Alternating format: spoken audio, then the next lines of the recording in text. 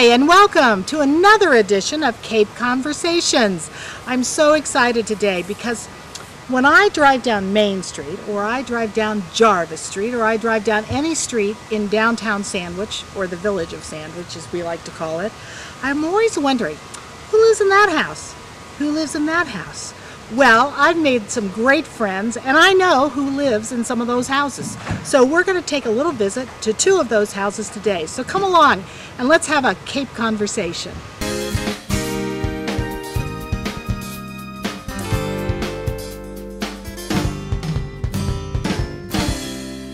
Hi, I'm Melinda Gallant, and here we are with another edition of Cape Conversations. And today I'm with my newfound friend and great guy, man about town is how I like to think of him, Jonathan Shaw. Jonathan, how are you? Very well, thank you. Good. And we're sitting on your beautiful front porch. Good, it's good to have you here. Well, and you know why we're here, right? We're here because I was curious about who lives in downtown Sandwich. You know, we all drive by on Jarvis Street, we all drive by on Main Street, and we go, who in the heck live in these great big huge houses? Well, you're one of them. Well, it's a pleasure because partly my family has been in this right since 1857. So yeah. It's I didn't acquire it by purchasing it, I acquired it by inheriting it, which makes it financially a little bit easier. Well, and also, inheriting is a good thing, I think, unless you have to pay a lot of taxes on it. So I think that would be a good thing. So you've had the house, it was in your family since 1857, is that That's correct? Right. And now, I'm just going to say this so we get it out of the way. I hear noise in the background. Do you have a lot of that from Jarvis Street, from the trucks going in and out at the Belfry Inn? You're across the street from the Belfry? Well, you know, I'm only about 30 feet from the road. I kind of expect that. Yeah. A lot of tourists come through here. Yeah. And take photographs. Oh, they do? And I consider this a compliment. Oh, I don't mind it. That's great. And the one great advantage of being here is that it hasn't changed. Is that right? You're not getting a lot of, new houses built. Everything is fixed. So there's an advantage in having a very settled sort of place. Excellent. So since 1857, it's been in your family. And how did it get into your family in 1857, I should say? Well, my great-grandmother married the son of the owner of the glass factory.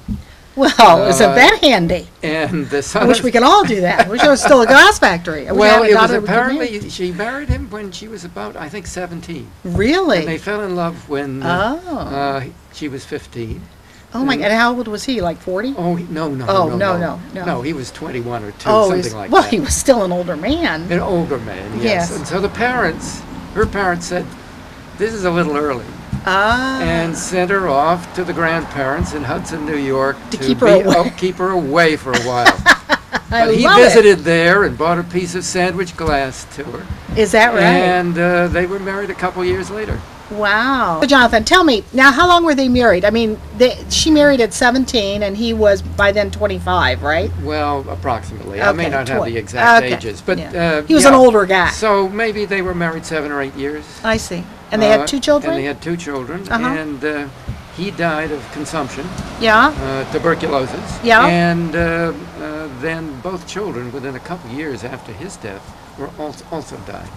Oh, so my I mean, it was a goodness. real tragedy, and the. Are they now? I have to ask. Are they buried in the town cemetery here in Sandwich? No, they're not. They're not. They're buried up in Mount Auburn Cemetery in Cambridge.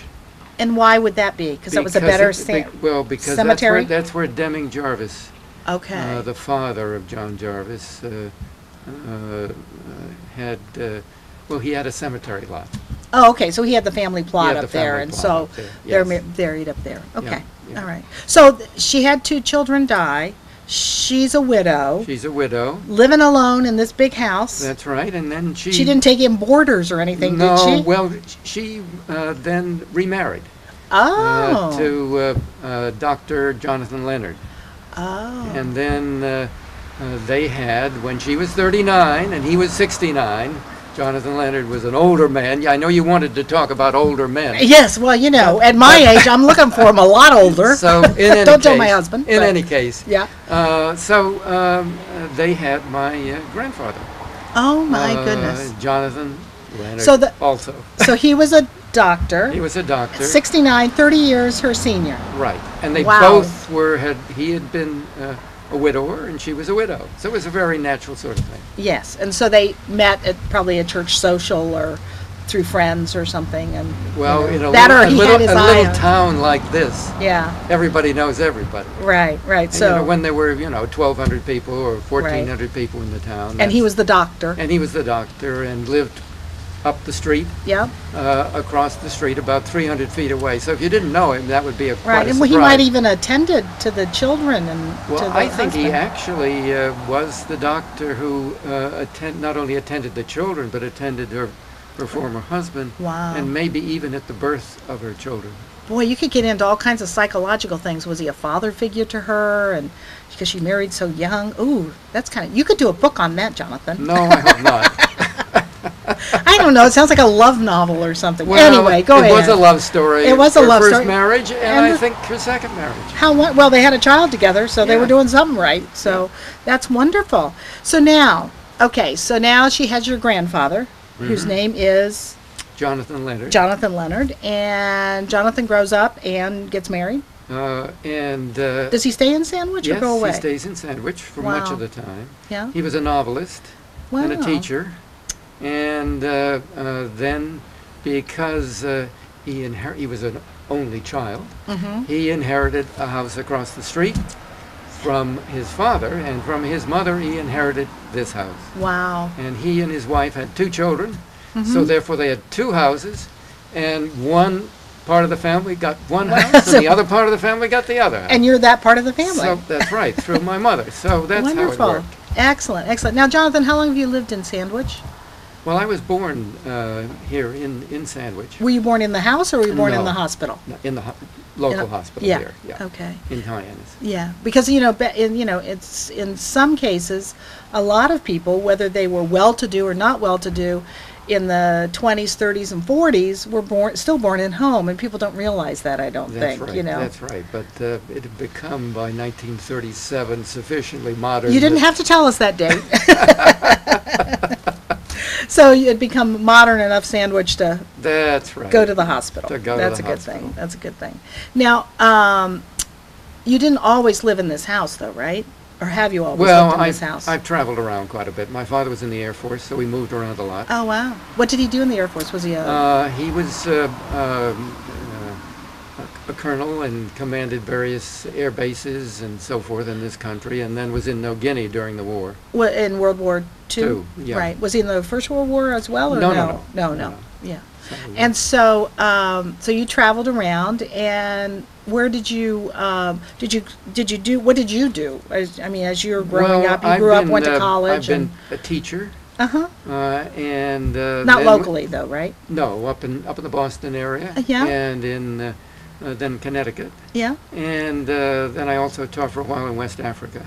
Wow. And then when I got to be about 40, I'm very enthusiastic about plants. Yeah. And I decided it'd be fun to run a botanical garden, a little garden. Wow. So I got a job running the garden in the woods in Framingham, outside of Boston. Oh, wow. Neat. And then after that, I went down to Florida and ran a garden down there, Bach Tower Garden. And where is it located? Because I know we're Ding Darling. We've had that conversation about Ding Darling. Bach Tower Gardens is between Orlando and Tampa. Oh, okay. I mean, to sort of fit it into the middle of the state. Right. Okay. At the highest point in the state, which of course you know this is isn't very high. It's a very low state. It's a very flat, low state. So very flat. So it's about 300 feet high there. Oh my goodness. So that's an enormous height in Florida. Well, that is above sea level, I think, for Sandwich too, I believe, but I'm not sure. Yes.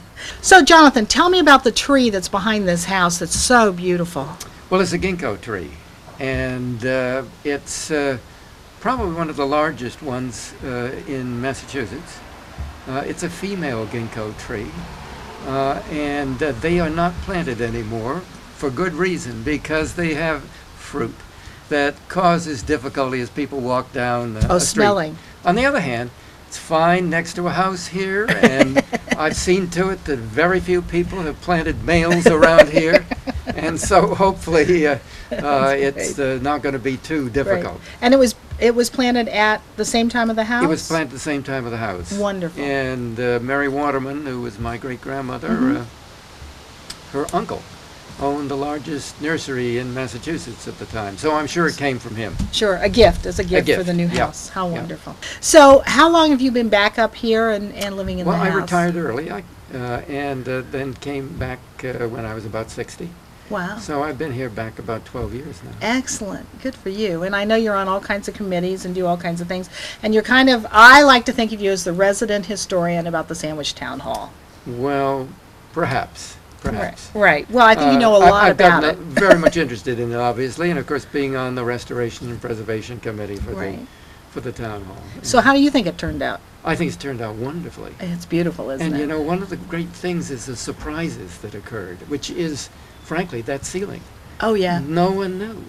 Right. And how did they discover it anyway? Well, they knew more or less where the chandeliers would be. Yeah. So they began chipping away there, and they discovered that there were some designs in the ceiling there. And then they, a little later on, they began looking at other places, and in the corner they found things. And then they chipped away at other spots, and they found that it is extremely extensive. And isn't it amazing that in those times, they took, in 1837, they took that amount of time, because you know it wasn't easy to do that. Well, you know what's interesting is that the building has been restored to different periods. It's not just 1834. Okay. The exterior has been restored to 1834. The meeting hall was as a shape, was almost the way it was from the beginning. But then in 1913 they added the stage. Oh, I see. And in 1870 they got so excited that they painted the ceiling. Oh. So you've got several different dates. I gotcha. And basically what historic preservation does, you pick what they call the character-defining features. And that represents the history of the building. And so you've got the exterior, 1834, you've got the ceiling, 1870, yeah. And you've got the stage, which is 1913, 14, somewhere in that area. Excellent. So it's a little bit of everything, but therefore it reflects the whole period. Right. Well, it is certainly been done beautifully. And as we sit here on your porch, and you were talking about, defining, the architecture being defined, what is the period of this house was, as you said, 1857. So the town hall was built. The road was dirt, probably hard packed dirt, I'm sure. Yes, no of course. Sidewalks. Well, I think next year they may have built a sidewalk. Is that right? I understand the sidewalk came in pretty quick. Wow. So what style is this house? I mean, I'm sometimes I say, oh, it's a Federal, it's a Cape. What would this be? This is supposed to be an Italianate villa. Really? Isn't that a wonderful phrase? See, I love it. I love it. But who would have thunk it, Jonathan, that you live in an Italianate villa? Well, I think it's a little bit over the top. Yeah. But in any case, that's what it is. Oh, that's wonderful. And so with the time, it was considered to be one of the most impressive houses on the Cape. Well, I so think it still is. It was put into the one of the town newspapers as such, and so forth. And I even know what it cost. And how much did it cost, John?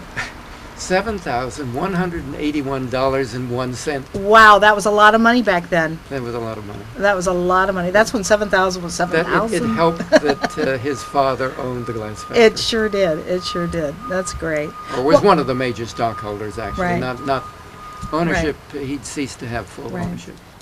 Well, thank you so much. It has been so much fun sitting on your porch and our little tour of it. And this house is on the Historic Registry? This is on the National Register of Historic Places. Wonderful. Individually. Yeah.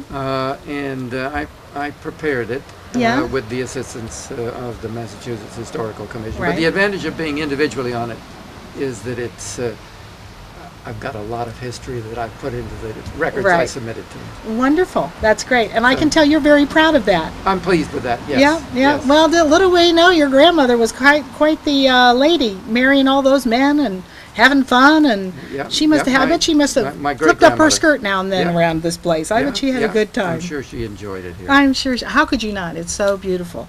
Thank you so much. Well, a great pleasure, and I'm delighted you're in this chair, which befits a queen. Thank you. Thank you. Do you suppose? Well, no, she didn't sit in this chair.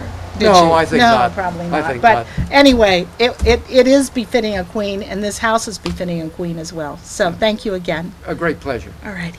Well, we're back again talking about who lives in downtown Sandwich, and I'm so excited because we're in a beautiful, historic, little cottagey home. I'm not sure if that's the exact what we'll call it, but we'll find out. We're with Bob King and Tobin Worth. Good morning. Good morning. Thank you. Welcome to our cottage. And guess what? Not very often do I get this. They gave me these gloves that your neighbor gave, gardening gloves. They're, I don't know what kind of gloves, but they are so wonderful. So I had to wear them to show them that I got a gift. Would this be considered graft? Oh, I don't know. I don't know. Are you running for office? No, I'm not. I'm not running for anything. So anyway. Except out of here. Except out of here. That's right. First of all, we're here, and your place is so charming. And if I were going down, well, first of all, your house is hard to find in the to begin with because it's kind of on a little side street. Well, that's the wonderful thing about this street is it hits a one way at Pleasant, and you end up at Liberty anyway. So there's no reason to drive on it if you don't live here. Right. So you're very quiet. We really do. Quiet. Except for Halloween when we get over 500 trick-or-treaters. Really? Yeah, that's been happening the last few years. Is that right? Well, in Town Neck, we don't get any, so you can send a few over. Yeah, no, you can't get a parking space in the village that night. At about 8 o'clock. That's hysterical. Well, anyway, so tell me a little bit about the house. Okay. Well, this whole neighborhood is now actually the newest historic district in Sandwich. It's going to be called Jarvisville. It's a part of what is going to be considered Jarvisville Historic District, which runs from Jarvis Street to Liberty Street. We're right in the middle there, and then over across the 6A to what was formerly always called Jarvisville, which was built for the glass factory workers. Right. So this neighborhood was built for actually executives, and people who sort of made a little bit more money than the average worker. So this is middle management area. Right. Or skilled labor. In our case, this was built by a glass blower, gaffer they were called, and they were the people that were skilled. And the skilled workers were, of course, the ones that got paid the most money. And in my reading about the glass factory, one of the things I discovered is you never taught anybody else but your son that skill. Sure. So that it retained its value. So it was built by Thomas Dean, and somewhere D-E-A-N. Yeah. And somewhere along the line, I read that he was employed by the Sandwich Glass Factory longer than anybody. He was the longest running employee. Wow. I was at Titcom's bookshop one day and saw that big, thick book about. Shortly after, I recognized his name on a map from the 1850s and turned to Thomas Dean, and there he was. So. That's great. And we've done the plaque. If you live in this neighborhood, you can ask the Historic Society who owned your house and when they built it, and you can buy a plaque for it, which we've done. Well, so tell me now, how long have you lived in this house? I have lived in this house 22 years. 22 years. Wow. You've been in here a little longer. Yeah. I was here for about a year before that. Yeah. And it's. And where are you from, Bob, originally? Well, I grew up on the South Shore in Duxbury. Deluxebury. Well, as we like to call it. But it's funny. Growing up, I never lived in an old house, but I always wanted to. I had lots of friends in Duxbury who had old houses, and of course we had the typical middle class, sort of not a ranch, but typical newer home. Yeah.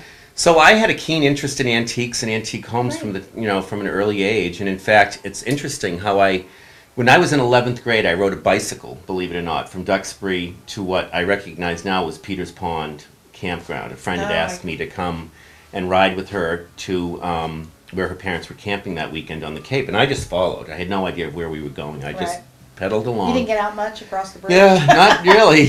We always went to New Hampshire when I was a kid, and but I always remember we stopped at this produce stand, and she ate a tomato like it was an apple, and that always stuck in my mind. And when I moved here, fast forward, I'm in 11th grade, I'm 25 years old, and I buy Marshland Restaurant and move here. Somebody said to me that spring, oh, you should go to Quail Hollow and see that little produce market.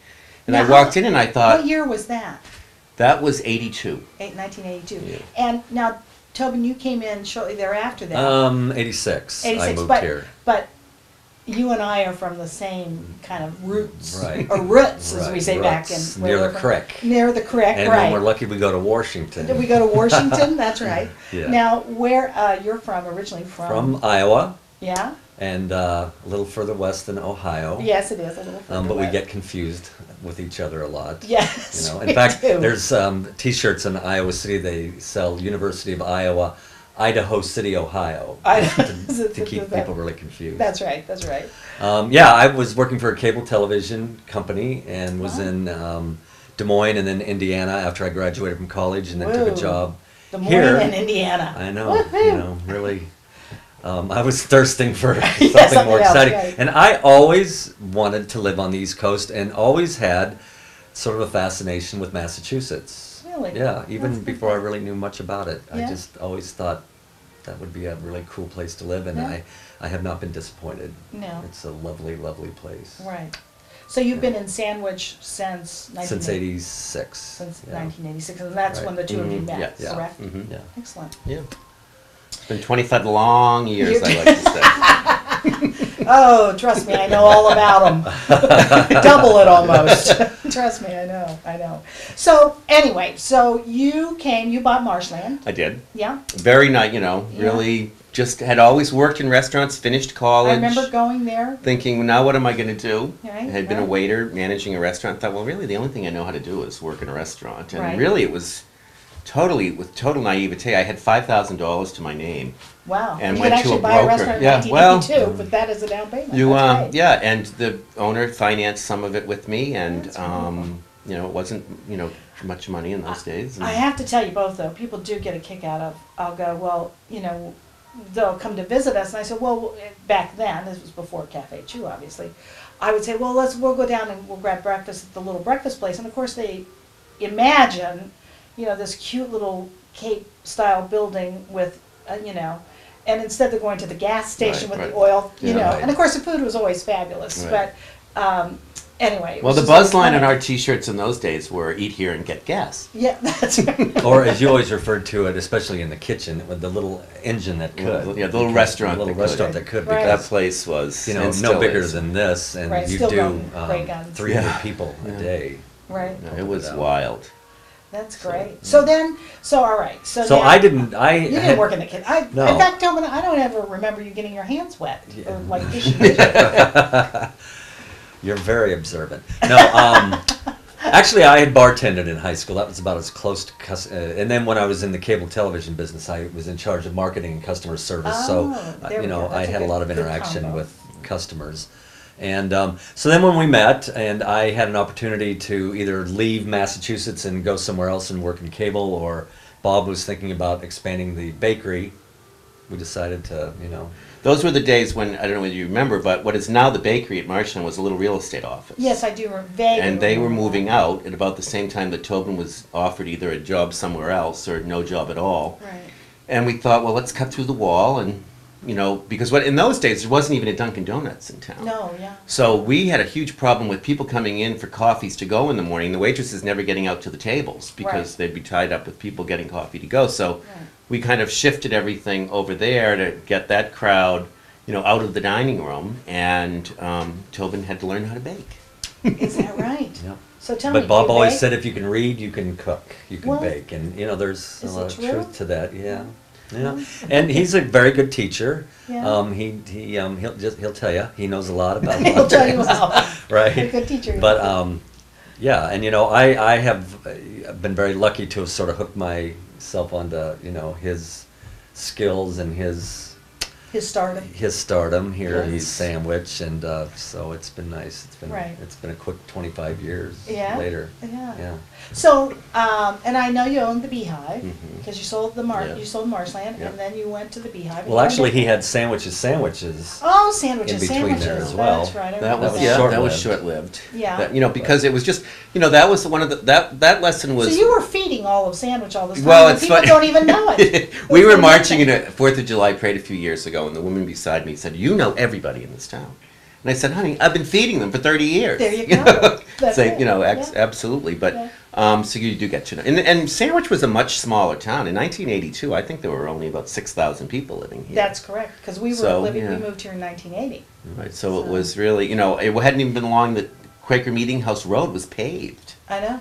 Much before then. So we were really fortunate to sort of be here in business for that growth spurt. Right. Because for a long time we were the only show in town, and like I said, there wasn't even a Dunkin' Donuts. Right. So And even with the Beehive Tavern, when we opened in '92, by the time we sold it in '04, I think we counted once, there were like 17 restaurants that came into existence within 20 miles of the Beehive Right. during that time. The Beehive before was Eli's. the first edition. First was First Eli. edition. The Yes. Signal, La Rochelle's. Right. See if I can remember them all. First it was the Signal. I remember it was going La there one Rochelle, time as the Depot. Eli's. I know that. Eli's. Because it was Then like- it was the first edition. The Signal. The Signal was the first one. Signal, Yeah. La Rochelle's, first edition, Beehive. Depot in there? No, I don't think so. No. Yeah. So, and then you did the Beehive. Mm-hmm. And then you said, "That's it, I'm Oh, done cooking." yeah. And you said, "I'm done cooking." You employed my now daughter-in-law, which Daughter-in-law. was a good She was a thing. lovely Yeah. girl. Yeah. Well, I heard you called her a Spitfire, but that's Yeah. okay. And it is true. But I digress. So anyway, you got tired of cooking. Well, it was interesting. At about the same time that we were thinking about, selling the Beehive, it had been 20 years of being in the restaurant business, and we were just sick of it. We were just tired of it. And the Beehive was a big operation. We were open for breakfast, lunch, and dinner. Initially when we started, then we went down to lunch just on Saturdays and Sundays, and then breakfast on Saturdays and Sundays, and then breakfast just on Sundays. But it was just a lot to stay on top of, and it was very, very busy. We had a great ride there. It was, like we said, there was not a lot of alternative then. And there were, when we first opened, the first probably 10 years we were in business, there were many nights that there were more people than what we could literally fit inside the building, even to wait. We had to put benches outside and tables outside just for, to accommodate people who literally couldn't fit inside yet. Right. So, and it just wore us down. We were tired. We were, So you sold that, Sold and that. then you decided, we're done. We're We going to really thought, move to right. Italy. Well, we thought we No? might go into the bed and breakfast business. Right. We, Oh dear. we And people explored sleep in your that. home? Yeah, I don't think we so. explored that. That no. didn't work out. No. And we got jobs. I worked summers at the Wauquasit Resort, which was a wonderful experience. Yeah. Totally- You did. So what did you do? What did you do? When I worked for an adolescent treatment program, the RFK Children's Action Corps. It was Oh, great. very meaningful and wonderful. Oh, I know somebody who works for that now. Yeah, Yeah. yeah. So that's neat. But prior to that, the first year after we sold the Beehive, we did something that we had wanted to do for a long time, and that was take really the winter. We took about 3 months and did a little traveling in the States, and then went to Europe for 2 months. And We pretended we were 18 again, and Backpack. we didn't have backpacks, but we had pull-along suitcases. Pull-along suitcases this time. but we went everywhere from Amsterdam to Sicily to Oh, Budapest and everything in fabulous. between, and it Yeah. was. Yeah, what a wonderful Prague. trip. It was was. awesome. It was Yeah. awesome. Yeah. Well, and if we you're gonna just- do it, that's let's a good do time it, to yeah. do it. And we had no right? plans. We had no reservations. We Yeah. just Did it. got off in Germany. Started in Germany and And isn't took us Germany wherever. wonderful? Oh, They're awesome. so friendly. Yeah. They Everybody are. thinks they're not friendly, and they are. And They friendly. are the most tourist-friendly people Right, we found. and Yeah. I was in the subway there with my son and daughter-in-law and their son and my grandson, and they could tell we were lost. And 15 people came over, Mhm. oh, okay, we don't speak English. They found somebody who would Yeah. speak English. And, Yeah, they really invest in their tourist Yes, industry they do. there. Yes, I mean, they there do. is the littlest town in the world. You can find a tourist information booth with somebody Right. helpful and a computer and a printout, and really Right. everywhere we went, we were That's right. amazed by that. because you know what it's like finding a bathroom off season in a big town like Sandwich. I know you can't. No, we do not want you. You cannot come in here, only for our customers. Yeah. So that's great. Yeah. So then after that, you came back and you were just kind of sitting around. Well, yeah, we did, and we got our jobs and we worked, and you know, we just sort of missed the industry. We missed the money. Yeah. You know, it's hard on Cape Cod to make, it is. you know, a decent living if you really don't own your own business or you're not a professional, which, you know, all we knew really how to do professionally was, you know, flip eggs, so, so to speak. So, yeah, so it just kind of drew us in. It was just really kismet. I mean, there was just an odd set of circumstances, which has really happened in every time we've sort of made a move like this. We sort of thought, wouldn't it be nice? And then Bruce who owned the Merchant Square Deli at the time, you know, I would go in there occasionally. He started talking to me about, did I want to buy this place? Yeah. At the same time, we had a beach house on Town Neck, which we had enjoyed for 20 years, but, you know, who lays in the sun anymore? Yeah, and we were kind of getting tired of that, and it was becoming more of taxes were getting outrageous because it was beachfront. And a woman that had been interested in, you know, for several years in wanting to buy it really got serious, and we thought, wow, you know, maybe here's our chance. But it took us a while to kind of figure out, you know, we'd done the diner, the bakery, the sandwich shop, the tavern, you know, so what do you do now? Yeah. And it took us, you know, really a couple of years trying out different ideas. And so you came up with Cafe Chew, which was kind of based on... I love Got Teeth. Yeah. I love Got Teeth. And that's a good thing in this town because there's so many older people that got them. Well, we kind of looked around and thought, well, what's really doing well in this industry these days? And Starbucks and Panera Bread were both. And we thought, well, maybe we should do something that's a combination of those two concepts. And it's worked out really well. And plus, you know, the building itself is interesting. It's post and beam. There's two great patios really underutilized, so it's a good location for traffic with post office. So we just kind of thought, shopping, you know, this feels good. It's wonderful. So, the food's good and everything's good there. And I know that a lot of some of the town committees actually meet there, so they can have coffee and whatever. So, which is a good thing. Yeah, so people have been very supportive. Yeah, you're the place to go. You know, if you want to see somebody, you know, if you want to see a friend or meet up with somebody, and which is really kind of a fun thing, I think, especially local, because it is downtown and you can kind of walk to. You could walk to it from here, certainly,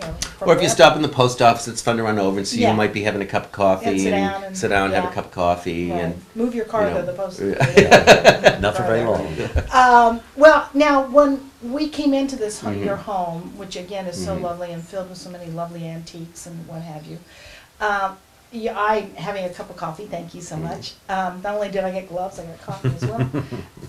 I noticed all the silver. Now there are a lot of us out there that have got silver. I mean, I've had my silver since I was married, and then my mother passed away, and I only got the pewter from her because she knew I wouldn't polish it. So the silver that I have from when I was first married is sitting in bags, and it's pretty black, I would imagine by now. So how do you clean all this silver? Well, it's interesting. I was watching one of those. Like household tips. I know. Yeah, household tips. Have you ever conversations and household tips? Have you ever seen that program on GBH where the guy comes up with sort of home remedies for insects on plants and? Well, one of them one day was how to polish silver, and basically. So you were walking by the television, and and it's what you do is you take an aluminum foil roasting pan. Like a throwaway one. Like throwaway aluminum. You know, I get the big one. Yeah. And I would imagine. And you take fabric softener. Like you get a jug of Downy. I always only use Downy. Okay. It can be. It can't be generic. Like fabric softener. No, it's got to be not if you're going to use it on silver. Okay. Maybe it can be anything. Downy for this. So I put in about half a jug of that. Yeah. And then fill it with warm water. Yeah. And you basically just soak the stuff, and it's amazing. And do you have to do any polish it at all? You have to sort of. What I do is I soak it in that. I take it out, wash it, and then buff it. And it doesn't look almost like it's weird when you take it out. It almost looks like nothing's really happened, but when it dries, it's gone. It's just gone. So I'm gonna have to try that. Secret there, right. But Tubman, would you like to come over? Yeah. For us, I mean the advantage. We do have a lot of stuff, But, you know, I have to give the Sandwich Auction House a plug because I was like an auction house junkie for about 20 years. Every Saturday afternoon, I would get out of work, go to the auction house and preview. Oh my God! You don't know what you're missing. I know, but everybody says I should go there. I've never even stepped inside. Well, you're married to an artist, so you have plenty of. Well, I got a lot of watercolors. There's a danger there is a danger to attending the auction, as my closets will attest, because you know that's when things come up and you go, $10. If nobody else is going to take that crazy quote for $10, aren't you afraid to raise your hand? It'll be $990. Well, no, they'll say $10 for this, and nobody else will be, and you'll get, I'll take it for $10. And you get it home, you have no need for it. There's no place to put it. It's like it's such a great deal. It's better than buying it, at Pier 1. Right. Well, you know, and then for the things that you do like. So then when I learned about absentee bids. And so what is go that? when you go when you make they have a little early form in the day. Yeah, you have a little form and you go in and you say item number 25 is this silver vase. Yeah. And if I can have it for $20, I'll take it, and you write $20 down, and then they bid for you. So you never have to appear. Right. You don't have to appear. It's like you're at Sotheby's or something where they Bring have the the call bell. in, right? And they go, well, we already have a bid for it. Right. Then if two people, so if you say I'll bid $20 on something, and somebody else has left an absentee bid that says they'll bid 15, then they'll say, all right, this is going to start at 20. But if nobody's bid but you, and they say who will give us $5, and nobody else wants to give them $5, even though you've said you'll give 20, but you could won't get it for 5. But you could be there and bid 5 on your own 20. Well, you still because you're always you're going to get it anyway for 5. It's only against you will go up to 20. But if it sells for 5, you'll get it. For 5. Right. See, this is why I'm here. I don't get it. So I would do that every week, and I have a garage you can't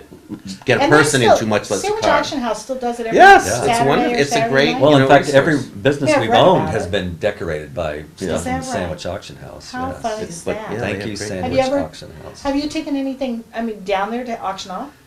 That's our downfall. We should, but no. In about 20 years. We're becoming hoarders, I think.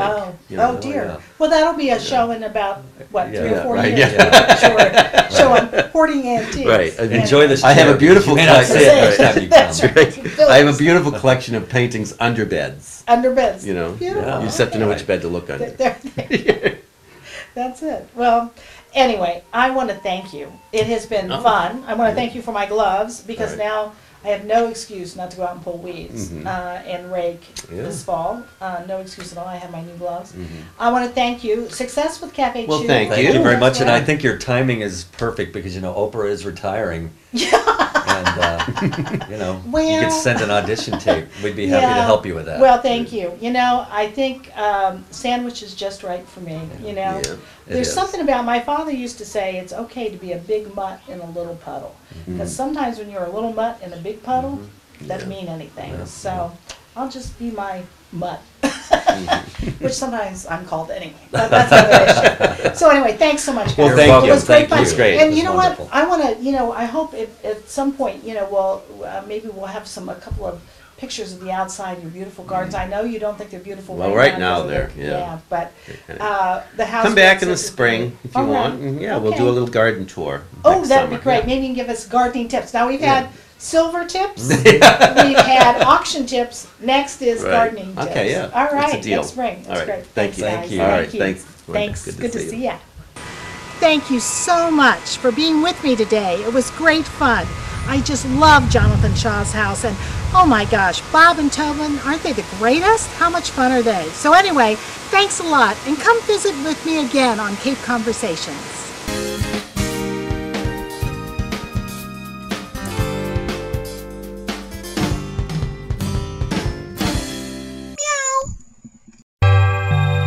Meow.